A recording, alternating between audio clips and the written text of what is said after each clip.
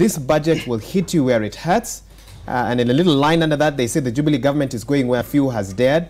It is imposing VAT on flour, medicine, bread, and fuel, making life even harder for struggling families. Are they looking to sell the paper, or is there truth backing that? And we know that there has been a large discussion about removing VAT exemptions on, for example, petroleum products. Let me start with you, Caxton, and just break this down for us. Yeah. Thanks, Wahiga, for that question. And I, as much as I cannot answer about whether they really want to sell the paper, I think some things are really, I think, good to mention at this point. For this year, we, as Egonza has said, we are actually looking at a 3 trillion budget. And the 3 trillion shilling question is, how will the CS finance this budget?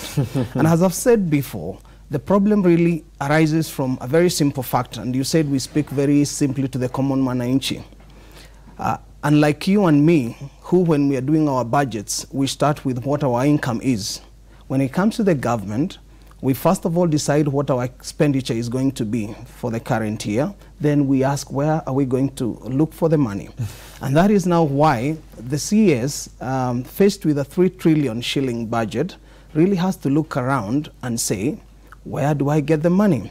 So I think the other question then, which is really tied to this big question of the 3 trillion shilling budget is, are we really living within our means? That is usually a very basic tenet of any planning, that we need to live within what we can afford. Some things are nice to have, but at some point we really need to come down to what is it that we must have.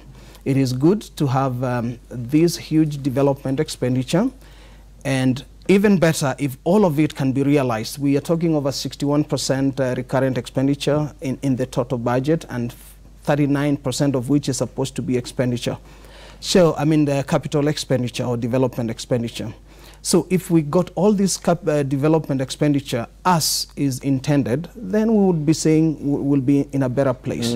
Now, we are saddled with a huge debt, as I mean the introduction has also shown.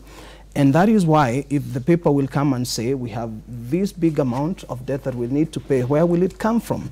That is why we are saying the proposals that we have already seen in terms of the tax laws amendment bill that was introduced a few weeks ago seeks to exempt or to change the categorization of some of those basic commodities, as you have mentioned, you know, bread, which is a basic commodity, flour, and flour. Petroleum. And petroleum, the moratorium is supposed to be coming to an end in September. So when we talk about the common mwananchi, these are things that will really hurt. So in a nutshell, I will say yes, we all have to brace for rough and tough times as we meet the requirements of this year's budget. So a lot more will be required out of your pocket.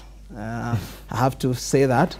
And for the CS, it will have to be a tough time, you know, balancing between meeting the basic needs of Kenyans and also the debt obligations that are rising. I was hoping there would be some silver lining there, but maybe the silver lining will come a bit later on in the program. Maurice, let me bring you in. First of all, I'm not per se a business journalist, and I think for purposes of the discussion, it's good that I'm not, because hopefully I can speak for those who may not understand the full and complete business jargon that you both deal with on a day-to-day basis. Yeah. As I was looking at the estimates that were approved by the Budget Appropriations Committee and just reading through, I tried to ask myself, how can you make this budget and compare it to the life of an ordinary Kenyan? And so I thought to myself, so let's say an ordinary Kenyan earns, what, 30,000, has a projection to spend about 30,000 Kenya shillings in a month. They have a debt of 40,000 Kenya shillings or so. Now, the 30,000 that they're hoping to use, they only have access to about 19,000 or about 25,000. So they still don't know how they will get to that 30,000 that they are projecting. And they also have a debt of 40,000 that they also need to plug into whatever they get to pay off. I don't know if I'm making sense. I'm trying to break that down. Maurice coming, and I mean, it seems very hard, a very tough place to be in. Well, if you look at this year's budget, we will surpass now the 3 trillion mark. And to me, in simple terms, this budget is a harmonization between the Big Four agenda and the operating environment and financing mechanisms. And we put all those things into perspective, the bit that will suffer with the financing avenues. And financing avenue, there's a level that we can't push KRA beyond, because the collection they can get also depends on the operating environment, performance of the economy. So where else will we go? We'll have to enhance now mechanism in terms of how do we get more tax collection, which again now will increase to introduction of more taxes, introducing some goods that were tax exempt now to be vatable. And we've also seen proposals in terms of even introducing another band of 35% tax in terms of the taxation of income. And if we put all these things into perspective, what will the effect of all these new taxation that are being introduced will result into? Basically, if the essential commodities were not taxable the last fiscal year, and now they are vatable, simply mean the disposable income of the common mwananchi has effectively been reduced. That's right.